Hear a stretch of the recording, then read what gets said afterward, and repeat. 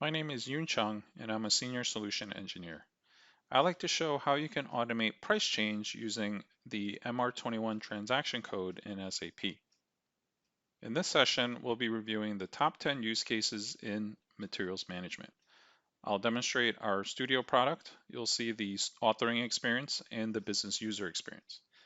Some potential savings and other opportunities for automation, where you can find sample templates and a summary.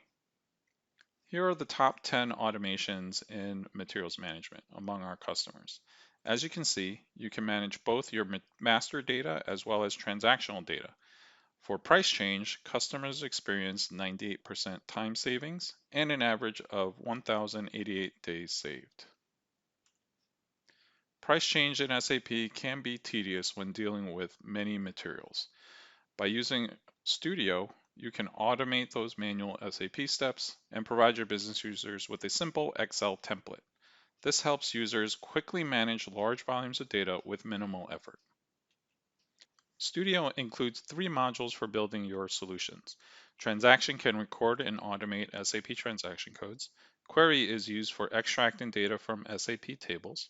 And Direct has the ability to use BAPIs or remote-enabled function modules. For this demonstration, we'll be focusing on transaction.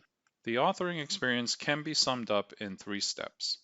First, you record the SAP transaction steps to capture the screens and fields for automation. Then you get to map those SAP fields to your Excel template. And finally, it's ready to run. Let's jump over to Studio and see it in action. Here I have Winshuttle Studio open. And to start a new script, we're going to first create a recording. Before we do anything in SAP, we actually need to log into SAP.